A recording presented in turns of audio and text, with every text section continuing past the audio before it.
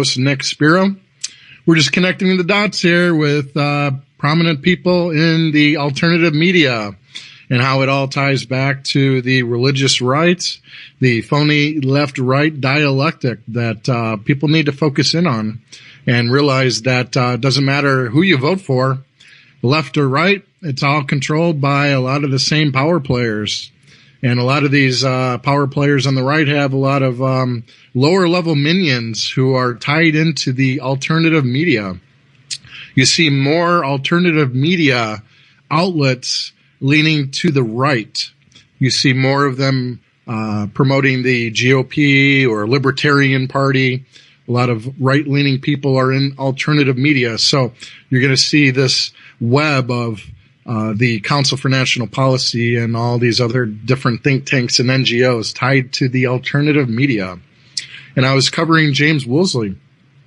So in recent years, former CIA director and arch neocon James Woolsey was named as a speaker to the CNP.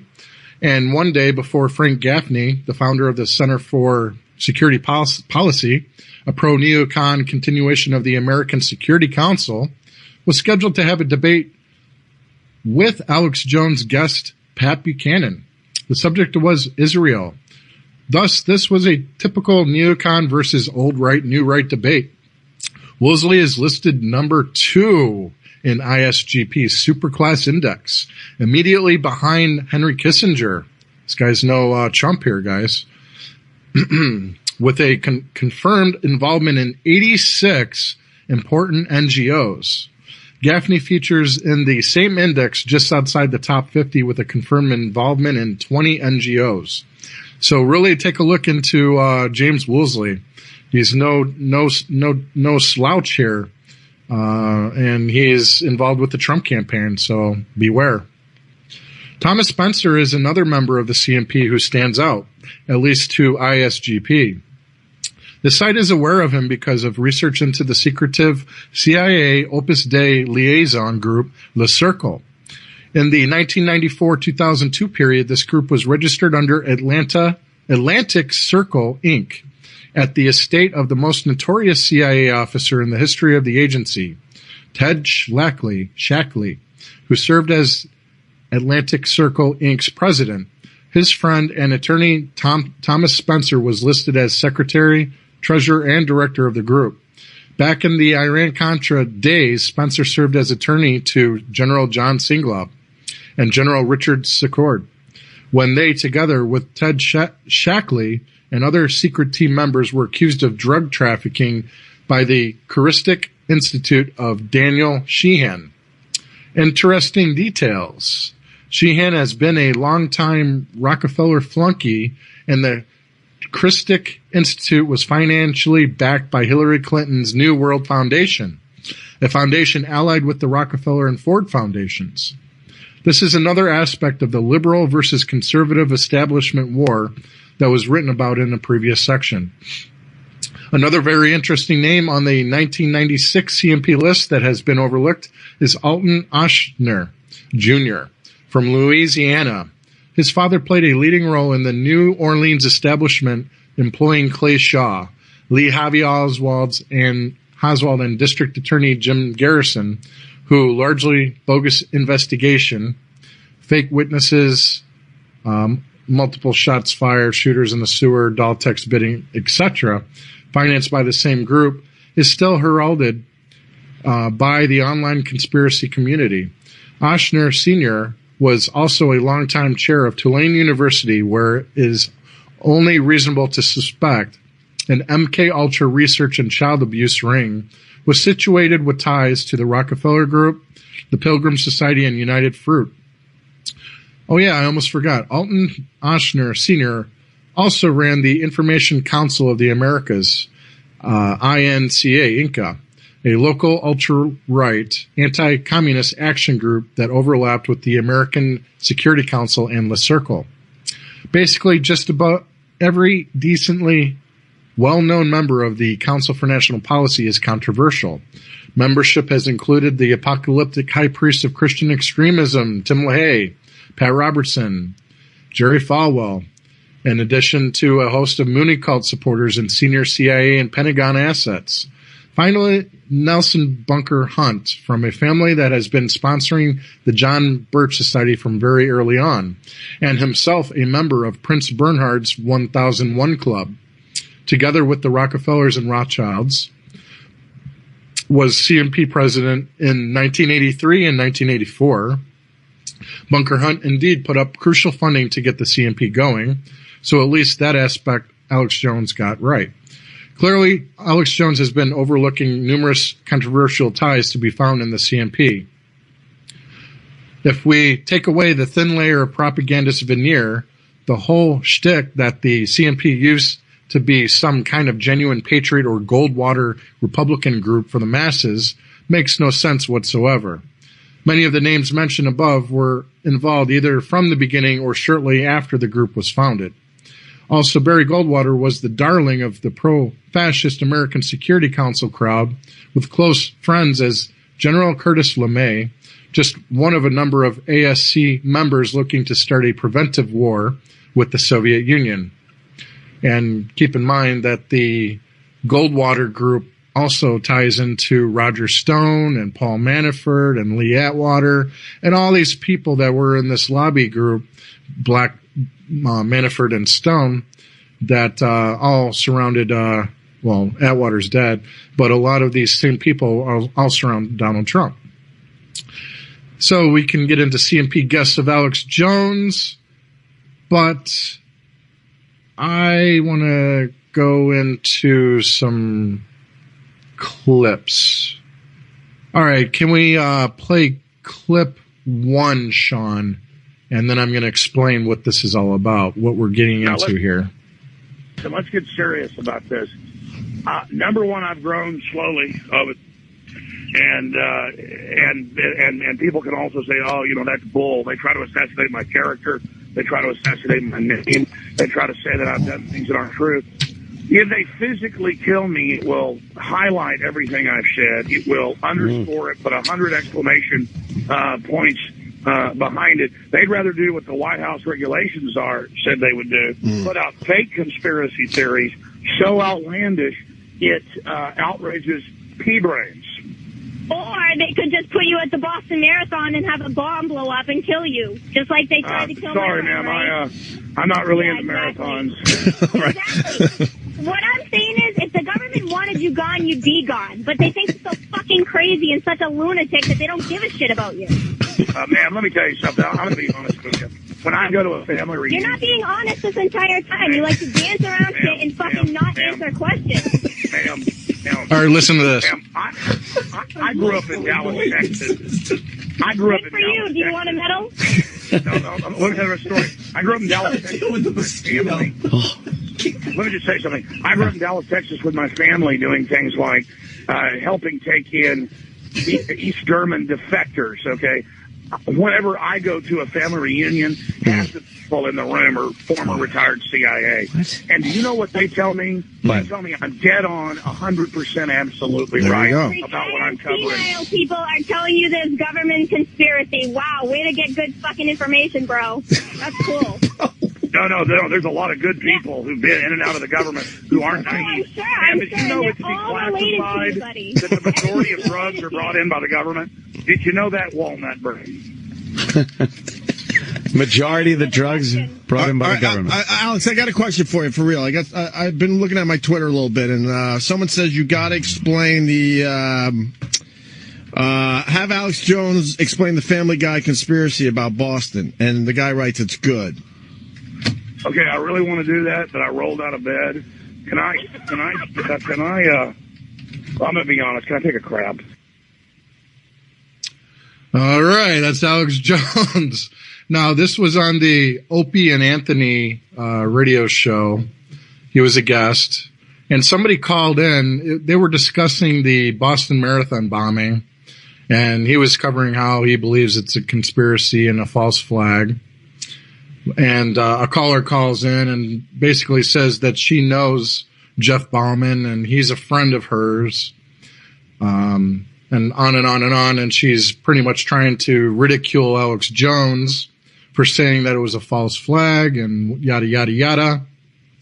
But Jones goes in and says that his family has taken in Eastern European defectors, and that whenever they have family gatherings, that they're all intelligence operatives, they're CIA agents and whatnot. So that's an interesting tidbit that he's admitting to. So let's get into clip 2. Yeah, there's all sorts of weird experiments going on and just stuff that's off the chart. And it's industrial level. I'm not bragging when I say that when in the 80s, it's late 80s, my mom and dad had multiple discussions. And my dad would say, let's talk about it privately and stuff like that with my mom. So I never even heard all of it. He won't talk about it today, where the CIA tried to hire him, because I had some family that did stuff for the CIA, to be inducted in Maryland into literal below-ground bases for a 4-year secret tour. And they were hiring other top dentists that were pioneering implants. My dad pioneered implants and taught it at medical school and all that. And it was literally, they just said it's cybernetics, it's highly advanced, and he was, and it was $400,000 a year, way more money than he was making then. And he owned dental offices. And he said no, because my dad did work at the medical school. He was someone who would do medical procedures on high-level CIA people. They would come into him, and then they would not allow deadening. They would have people there watching while he did procedures on people, just because they can't be put under. That was back during the Cold War. And so my dad did do that. Probably get mad at me when telling this. But the whole point is that what that guy was talking about, I mean, it's reportedly really bad what's going on now. I mean, you name it, Island of Dr. Moreau level stuff, ladies and gentlemen. And so it's just. All right, yeah. So basically, Alex Jones stating that his dad worked around CIA agents all the time, even high-tech implants, and how that they tried recruiting his father, and his dad didn't budge and didn't join up with them, but still continued to do work and did medical procedures on high-level CIA people. So, interesting. So, let's go to clip number 3. Another interesting, we're going to stage this one to contradict a follow-up clip that contradicts what he says. So, go ahead with clip number 3, Sean. My cousin grew up in Guatemala. I'll have him tell you the story. He grew up there because my aunt and uncle were down there working on, well, I guess they bought property on a coffee plantation. But the issue was a lot of his Vietnam buddies were moving down there, so he moved down there. And he can tell you the rest of the story of what Guatemala's like. And by the way, he was there in the 70s and early 80s when it was bad. It is now, by every metric, much worse, an absolute hellhole. And Buckley Hammond, one of the original Info Warriors, now back on the team after a decade in Chicago, up there working for Big TV. Buckley, tell folks, I have no idea even what you're going to break down. I know some of the stories, your brother kidnapped, all of it. Go through those stories for people so they understand what's coming up here. So, Buckley Hammond. Exactly. First of all, let me just say that the whole magnitude of this experience isn't lost on me. I'm really, really happy to be here talking to you and talking to your more than 3 million daily listeners that, to me, represent the core of a new renaissance, of a new field of thought in the world that we're spreading liberty. And I'm really excited to be here, so let me just get that out of the way. Regarding Guatemala, it's a really long and interesting subject. In the 1950s, and this is a story that every conspiracy theorist should know because it's not a theory, it's an actual fact. CIA coup. Exactly. In the 1950s, United Fruit, with the help of the CIA, deposed a president named Jacobo Arbenz. And they basically just went in there just exactly like the globalists are doing now, but it was a lot more brazen because they just came in with their guns, and they just took control of the whole situation so that people like Bob Dole of, Chiquita Banana, which is now, which was United Fruit, could get their way. They just marched in there with guns and just made whatever they needed to happen. And so, I would highly suggest that people go and read about that, because that's a really, really interesting and really just open, naked view into the nascent globalists. The first story that I'm going to tell is about some friends of my parents, and this was before I was even 1 year old. The woman's name was Elsa Schumann, and the little boy, his name was Jonas, and he was my friend. How like little pre-toddler babies will have. Let me be clear, your dad was down there as a missionary and ran a Christian school, too. Exactly. And so one day they went downtown, the wife and the young boy went downtown to go to the market, and a bomb exploded nearby them, and they were both severely injured. The little boy Jonas died, and the mother gave my mom a teddy bear that I have kept with me my whole life. It's been in my bed for my whole life, and that's to me is sort of a reminder of where I came from. Was that a loving communist bomb that killed him? Absolutely. It was a loving communist bomb. So another story was that my mom and I were downtown at one point, going to the market. Actually, it was the bank, if I remember correctly. We were in the bank, and a car bomb blew up outside. All the plaster was coming off the walls, etc. I remember that very clearly. So I very nearly was in one of those circumstances, too.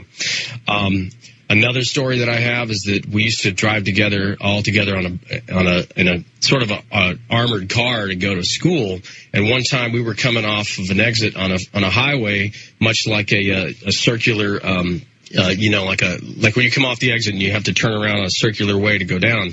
And there was a big shootout in front of us. It was an assassination, and a bunch of people just shot the car in front of us. And our driver drove off the road, went off-roading, and drove off, and we just saw the aftermath of that. People would tattle, though, to send the government at you? Those stories? Absolutely. They tried to claim your ham radio stuff was terrorist or something? Yeah, my dad had been a ham radio since he was young. He was actually youngest guy in Texas ever. I think in the country, actually. Exactly. He was one of the youngest people to ever get a ham radio license, and obviously he operated a ham radio down there where they would do what's called a phone patch, where someone from up here could call someone with a ham radio and relay it down to him, and so people could talk internationally on the phone. This was before the internet, before international phone lines even went down to third world countries like Guatemala or were reliable. But yeah, that's true. People would say that he was working for the CIA, or they would say that he was working for the other side, and it was just a very convoluted thing. And the government literally came and confiscated all of his equipment and made him shut down his ham radio operation. And he was really just an enthusiast. He would collect CQ cards, which is basically when ham radio people talk to each other, they send each other a card to prove that it happened, and he had it from all over the world: Africa, the Faroe Islands, Pitcairn Islands, which was that was a really cool one. So he talked to people all around the world doing that. Didn't Pitcairn where the bounty went? Exactly. That's the Mutiny on the Bounty place. So what that really underscores is that even when you have a society like that, and you have a government that is literally, all-encompassing and militarized to the hilt, that when people don't like you or they have any sort of personal grudge or there's a bad circumstance, that, they can make up stories. They can say that you were doing this and doing that. And it's already starting to happen here in the United States. There's lots of recriminations that can fly around, especially when there is you have a government that is really militarized.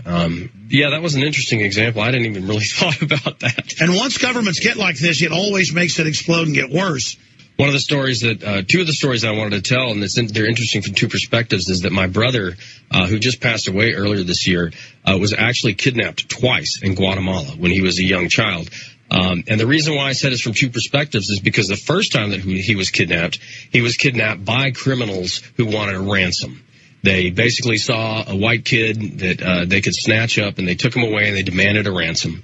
Luckily we got him back. The second time that my brother was kidnapped was for political reasons, oddly enough.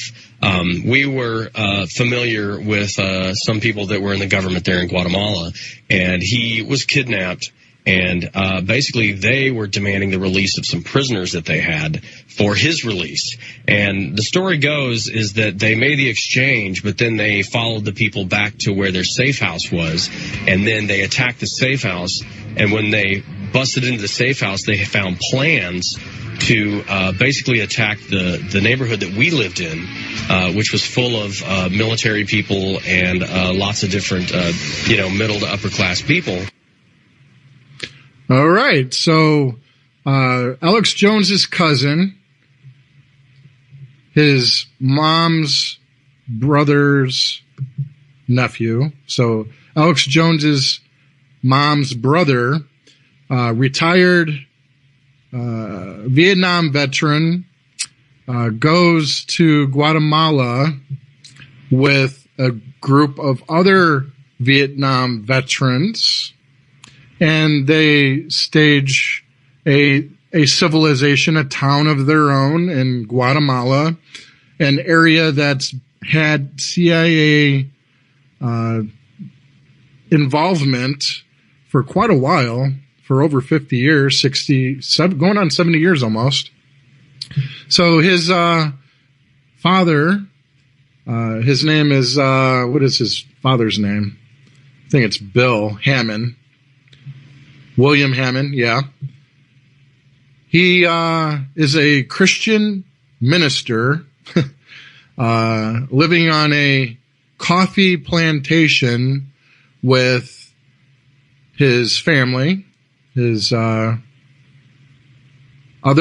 middle-class citizens that are American, and military personnel in a hostile environment in Guatemala. They drive around in armored vehicles. William Hammond was the first ham radio operator, a helicopter pilot, lives in a high society American community. So what this guy says in the article, even before the ham radio incident is mentioned, one can't help but wonder, was this guy CIA or something? Here we have an Army veteran from Vietnam who becomes a well-to-do coffee plantation owner living in a Latin American country wrecked by continuous warfare between CIA, U.S. government-backed elements on the one hand and communist and national forces on the other. He gets a PhD in Latin American studies, has additional useful skills to special operations groups as a ham radio operator and a helicopter pilot. In addition, lives in a special high society American community with a handful of Americans in the first place. The only doubt seated here is by Jones and by his cousin Hammond, who are very open about their father and the involvement of the CIA in Guatemala. While both are mentioned in William Hammond's January 2014 obituary, it appears no one had drawn attention to it at that point. They themselves are now responsible for the emerging controversy surrounding their father and uncle. So, I think we have enough time to get to the next clip. Let's get into that one, and I'll cover it after the break. Go ahead, Sean. Clip number 4. And, yeah, come on in, Alex. Oh, let's go, Alex. Let's do it. Alex has been hanging out watching the On an Invitational here. Oh, are we on air right now? We're on air, man. Oh, my God. I didn't even... It's cool. It's a fight companion. Aubrey, seriously. People got a fight to watch. Seriously, we probably met about, 6-7 years ago? Uh-huh. And so this isn't hype. It's not like I just came in here to hype this place up. Great vibe, incredible people. I mean, I know you and Joe are involved, so you guys are really cool cats. And then Eddie Bravo and all these other folks, but I'm impressed. And hell, I mean, I think I'm going to probably come in here and try to get in better shape. Because lifting weights and jogging didn't do it. I got this last 20 pounds to lose. We'll make it happen. I can guarantee it. Jiu-jitsu? Yeah. Come to class, man. Just for a month. Try it for a month. Just a little bit of rubber guard. Yes, sir, I'm doing it. Try it for free. No, I don't care about that. I'm going to come. I'm going to pay. No, but seriously, it was really exciting. I'll tell you why I'm doing it. I want to get my kids involved. I want to know about how badass this place is, and I wish I'd have come in here sooner. Seriously, we were having dinner 6-7 years ago, and you were hatching this with Joe Rogan, and then now here we are. You know, I've never done the Joe Rogan podcast. You got to get on there. You guys should have a blast. No, he's always saying, when are you in L.A.? And it got to the point where he always does my show. So about 2 years ago or 3 years ago, he goes, hey, dude, I'll do interviews with you and stuff, but I'm not going to, when are you coming on my podcast? So I need to come out there and do it. You guys. There he is, Joe Rogan, the maniac. Yeah, the man himself. What's the latest in conspiracy theories, Alex? In a nutshell, what's going on right now? I mean, it's the reality. What's the big shit right now? The Trans-Pacific Partnership basically just creates world government openly. The Pope called for world government. So much of what I covered 20 years ago is now just out in the open, pretty much admitted. The Pope is calling for world government? Yeah. This is Shane Steiner of the famous rodeo. How does it? He's a famous country music singer. Conspiracy theory out best there. Buddy from high school. Here you go, brother. How does it get like that? Bill Hicks, go ahead. I'm tired of this. Well, I think it's time I put this all to rest. I could not believe that you could go to high school and spend all day at high school and then go and do the Tonight Show and then go out and do those clubs at night. It's kind of impressive. When you'd come in at first period, it'd be first period, it'd be like 8 in the morning, and he would sit down and go, you're not going to believe what I found out last night. Have you ever heard about Bilderberg? And he'd slide over a file folder, and I would think, man, what class is this for? And he'd go, oh, no, it's a little thing I'm doing on the side. How old is he? This was, we were like seniors in high school. Yeah. How young did it start? Were you And I like was 8 like, years old man. figuring like crazy shit out like your parents were doing? You're like, when you were 4, were you like Santa Claus? Yeah, how did you get into conspiracy? What was do you remember your first memories? A few times I would hear Shane later going, there's just no way this is true. You ought to hear this one. That was good. But how did you get into, do you remember your first memories of conspiracy theories? What got you into it? Do you remember? For me, it was... I remember I remember Buckley, whose dad passed away, my uncle, my mom's brother. He was like an army commander in Guatemala. Mm-hmm. And he was kind of like the Oliver North, but in the army. Wait, who was that? Your mother's brother? Brother, yeah. Your uncle? Yeah. Okay. And then he just told us a bunch of wild stuff, basically.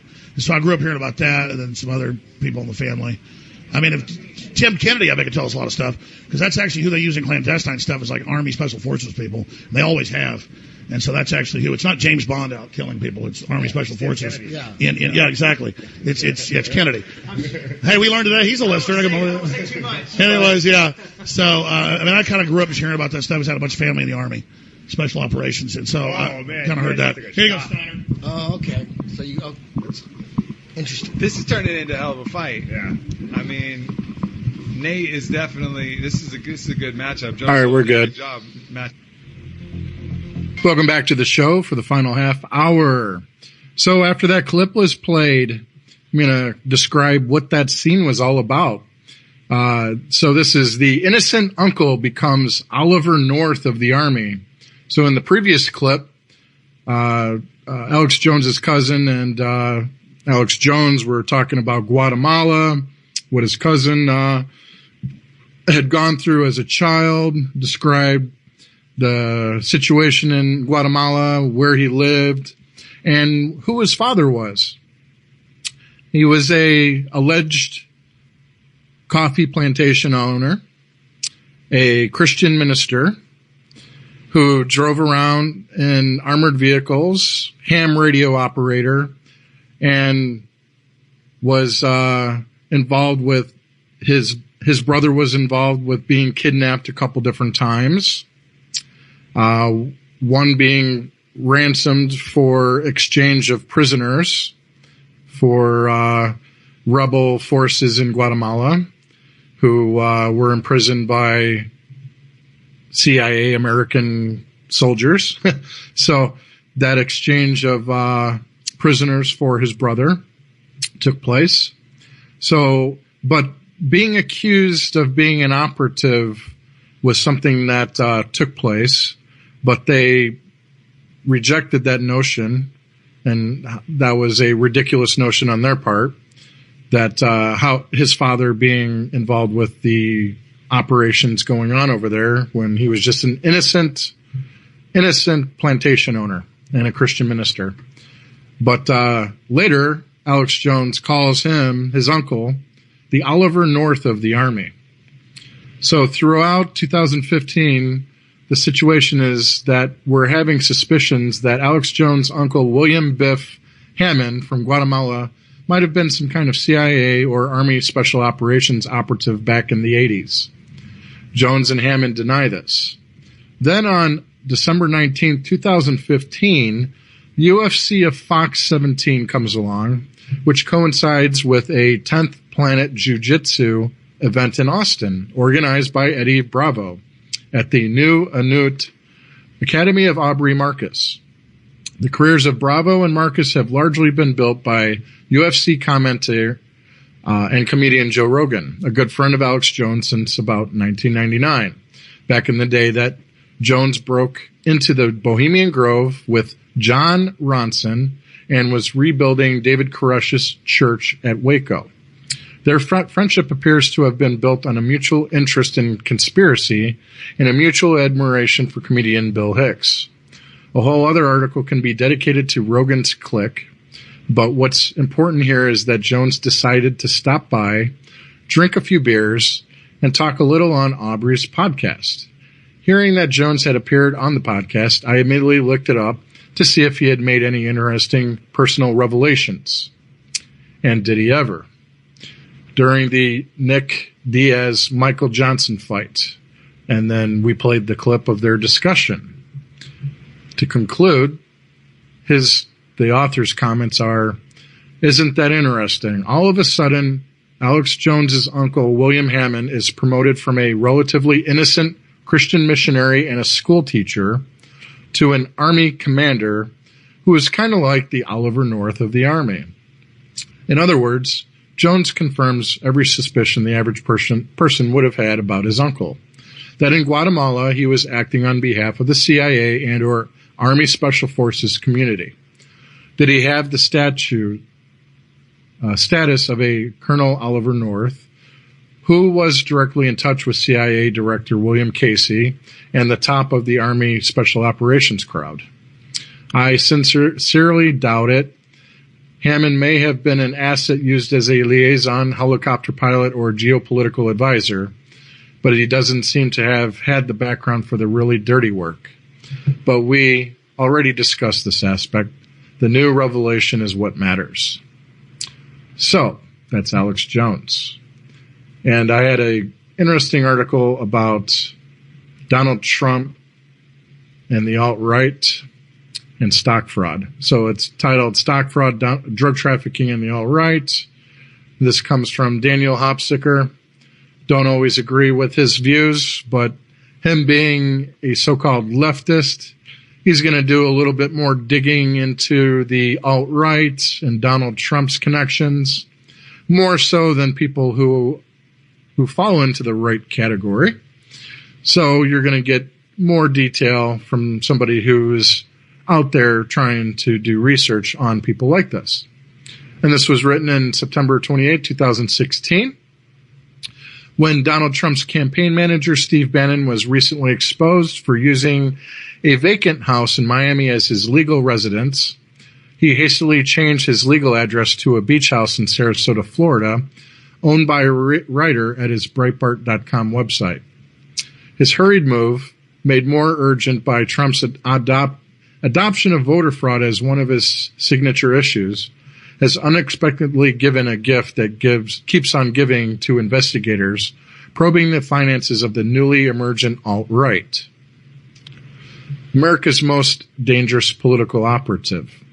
Bannon, who Bloomberg recently called the most dangerous political operative in America, had repaired to a beach house owned by Andy Badolato, who claimed on his website to be an entrepreneur, senior-level executive, venture capitalist, and seed-stage investor who has founded companies with a market cap of $26 billion, unquote.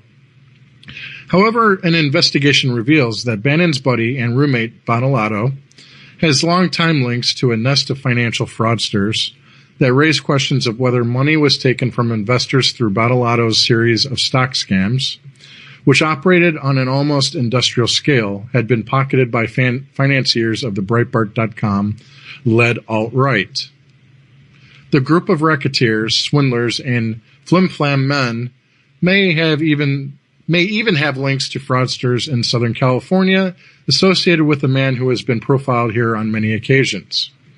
Does anyone remember disgraced Republican Congressman Randy Duke Cunningham? Andy Bottolato was involved in a stock fraud Ponzi scheme at a Palm Beach Gardens, Florida company, Industrial Business Ventures Group, where he was senior vice president of corporate finance. Two of his partners in the scheme, Jonathan Kirshen and Michael Muzio, are currently in federal prison.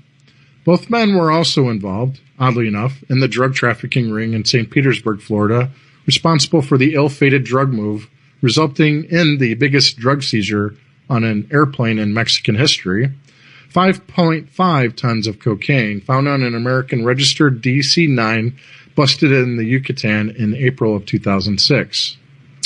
Alt-right Sarasota beachcomber Bottolato's fellow Sarasota resident Jonathan Kirshen was profiled in a story here last week. Kirshen is the most intriguing. He is a dual citizen of England and the United States, reported Offshore Alert. He resides in Sarasota, Florida, and Costa Rica. In Costa Rica, he serves as honorary consul for St. Kitts and Nevis.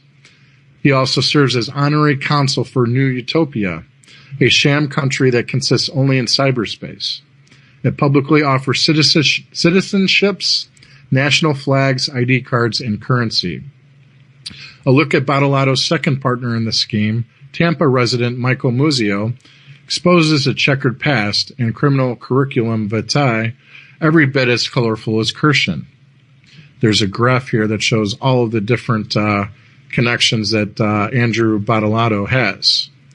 Muzio and Bottolato's company was involved in what we call a classic Ponzi scheme, made even more despicable because it targeted Haitian immigrants.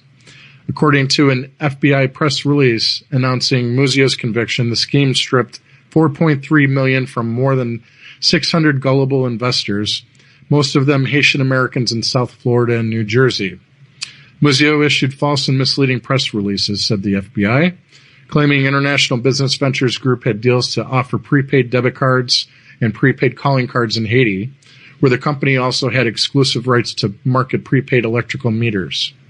Muzio once complained to colleagues about how costly it is to run a stock scam, Palm Beach Business Magazine reported. He's about to find out exactly how expensive it can be when you get caught. For his part in the fraud, Muzio was sentenced to 163 months in prison.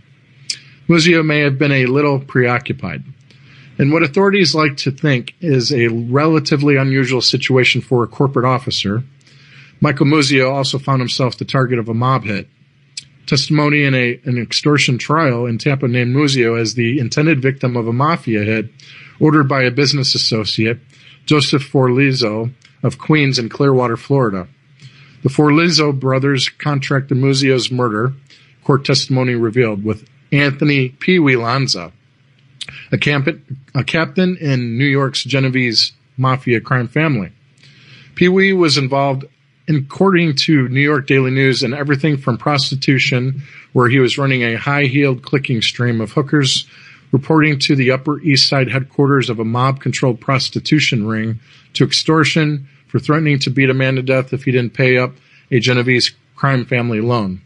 Forlizzo, a chiropractor who had been partners with Muzio in a magnetic Renaissance imaging company in Clearwater, deciding the partnership was unsatisfactory, Forlizzo took certain measures which became the center focus during his trial, which was filled with accusations of mafia ties, hitmen, and extortion. Testimony showed that Forlizzo and the boys from New York decided to kill Muzio and have another man, Philip Philly Bova, of Largo, Florida, pose as Muzio to empty his bank accounts. Court transcripts offered little explanation for why Muzio needed killing or had it coming, too often cited reasons for contract hits. But when officers of public companies need key man insurance against the prospect of being rubbed out, business almost invariably suffers. In a cautionary note, Tampa mob expert Scott Deesh, author of Cigar Store Mafia, reports that Pee Wee, after being convicted of extortion, died in prison. A troubled existence. Andy Bottolato's companies have all floundered like unwanted babies flung off a cliff. But Industrial Business Ventures Group had a particularly troubled business life, facing problems most new concerns never encounter, like attrition, which became an issue when Muzio and 3 of the company officers went to prison at the same time.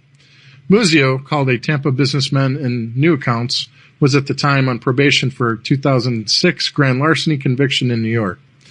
The saga ends in jail was the headline on an article by One Stock Analyst. The fact that the company has been involved in suspicious schemes should be of no surprise to people who have spent time to review the biography of the company's management team. All 3 of them, Brian Taglia, Abner Alebel, and Ronnie Bass, are currently in jail facing their sentences. Initially, the trio started its business as an investment club called Home Pals, based in North Miami Beach.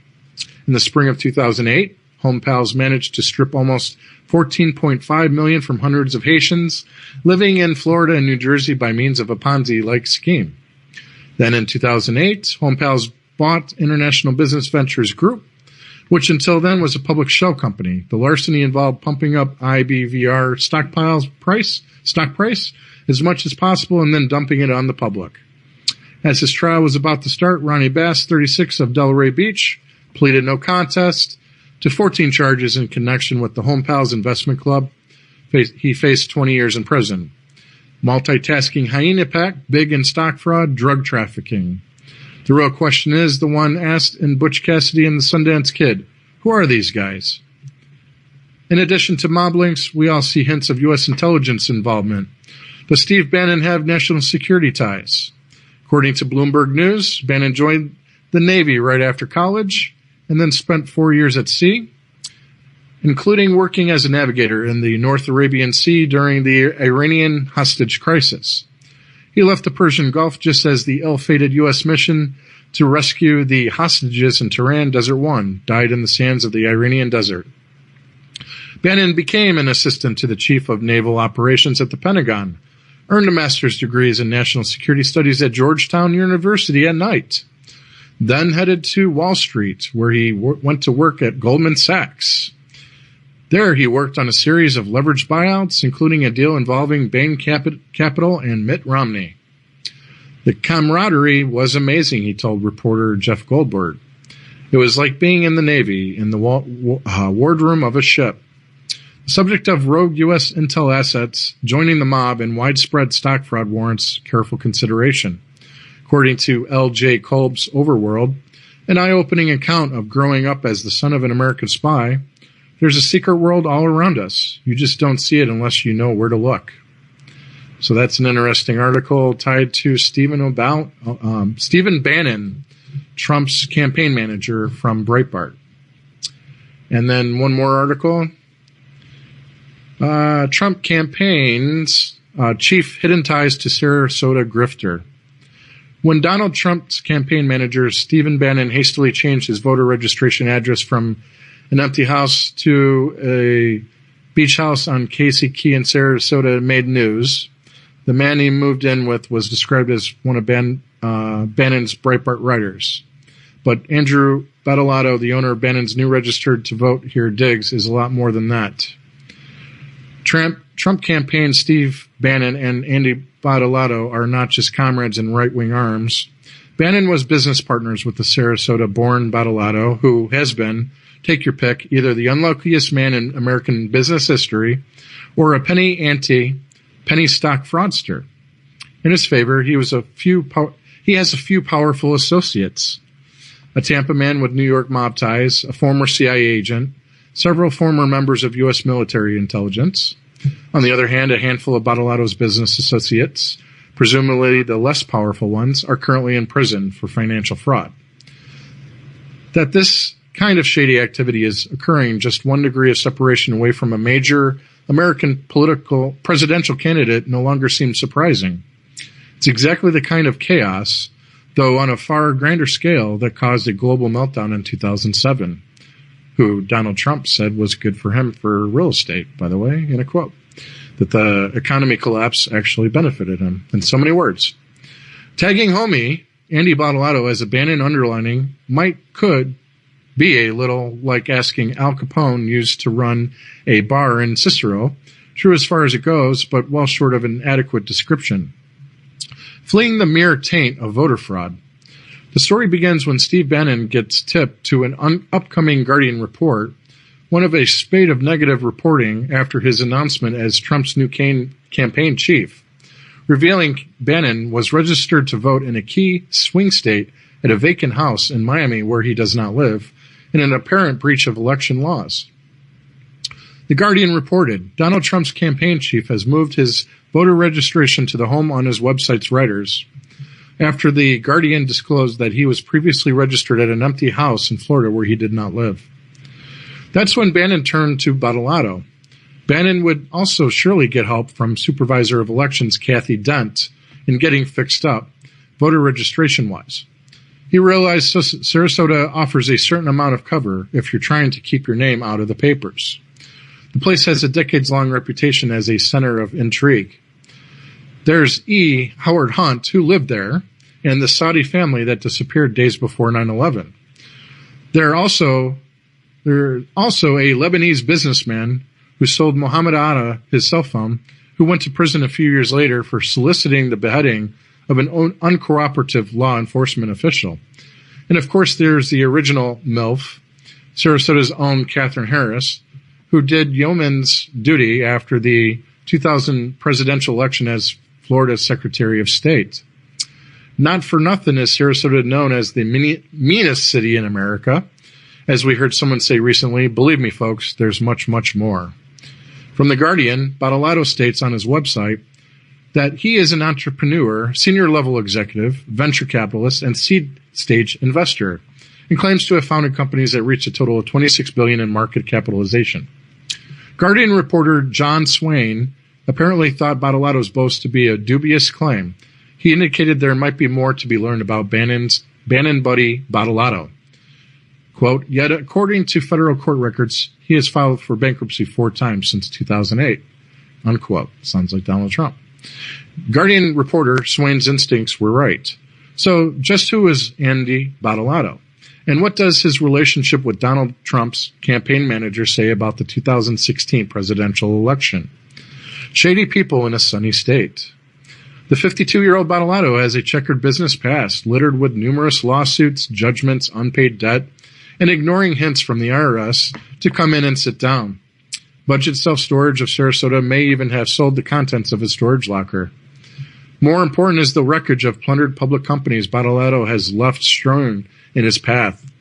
He was assisted in his endeavors by a roving group of business associates, many of whom are currently incarcerated, including 3 officers from one of his companies who were all sent to prison at the time.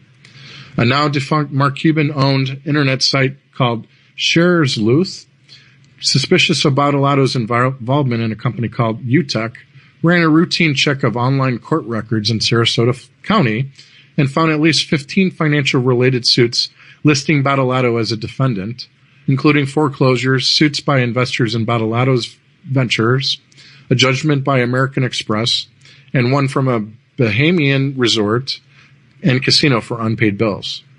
To give vent to hurt feelings, one irate investor even created a website where the first thing that confronts you is a bold headline reading, Annie Badolato is a con artist. It gets worse from there. Comrade in Arms and more. Bannon and Badolato collaborated, the Mad Cow News has learned, in a failed but well-publicized attempt to wrest control of a public company they targeted called Sinofresh in Venice, Florida, from its owner, a local inventor. Bannon played the plaintiff in the Badolato-led enterprise, pretending to be an independent company director. Owner Charles Fust retaliated by kicking Bannon off his board, citing his closeness to a Badolato-controlled company. Ironically, of a half dozen Badolato public companies examined, it's only one still going. Entrepreneur, capitalist, completed hat trick on Drudge. In some ways, it's hard not to like Badolato. Recently, he tweeted excited congratulations to himself. Matt Drudge linked to 3 of his stories on the same day. You could tell he was thrilled. Badolato might have continued to toil in relative obscurity, save for hat tricks on Drudge, but for a confluence of seemingly unrelated events. Fraud and drug trafficking like cookies and milk. Stock fraud, for example, an increasingly popular pastime in Florida, which provided links between Badalato and names already notorious for being part of an ongoing criminal conspiracy. The location varies between Sarasota and St. Petersburg. Florida, home to St. Petersburg Clearwater International Airport, where at least 2 Badalato associates were involved with companies owning drug planes, which took off with some regularity from there on flights down to South America and back.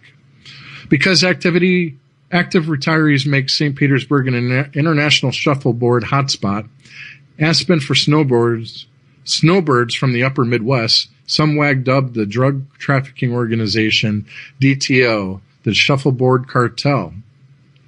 As astute readers are undoubtedly aware, St. Petersburg is also the home of the world's largest shuffleboard club. The Shuffleboard Hall of Fame is right next door in Clearwater.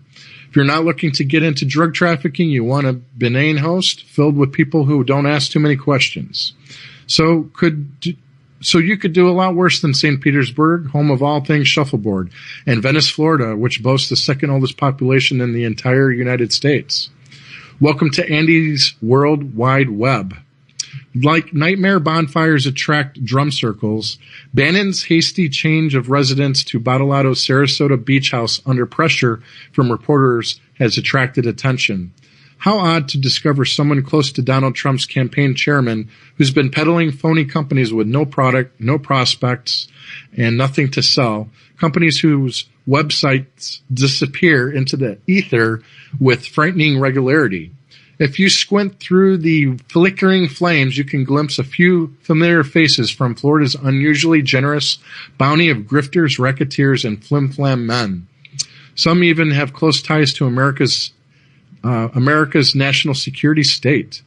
Like one of Andy Badalato's partners in Sarasota, Jonathan Kirshen, publicly fingered as a principal player in the stock fraud and drug trafficking ring centered around Skyway Aircraft of St. Petersburg. Specifically, Kirshen invented a DuPont Air, whose largest helped Skyway buy a DC-9 airliner busted in Mexico 2006 while carrying 5.5 tons of cocaine.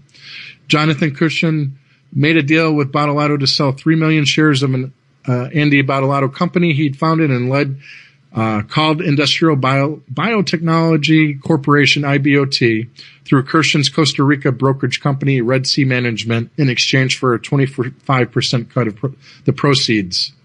Kirshen made a big mistake, according to federal prosecutors. He bribed an undercover FBI agent he thought represented brokers handling the accounts of wealthy customers. Caught red-handed, Kirshen pled guilty to paying bribes to stockbrokers to buy Badalato's company's stock. What makes Jonathan Kirshen interesting to a probe of officially sponsored organized crime is that Kirshen's Red Sea Management, according to filings with the SEC, also supplied the DC-9 airliner busted in Mexico's Yucatan carrying the 5.5 tons of cocaine. At the time of the big bust, FAA records showed the DC-9 was registered to a Skyway aircraft principal, Frederick Geffen, who regularly commingled funds between Skyway and other entities he owned, like Royal Sons Motor Yachts and Royal Sons LLC. Geffen had been investigated for drug trafficking 10 years earlier. The DEA had not filed charges, and that is the show. And there's more to the article. I'll link it to the notes. And that's the show. I hope you enjoyed. Lots of information. Please listen again if you didn't get all the information in your head and retain it all.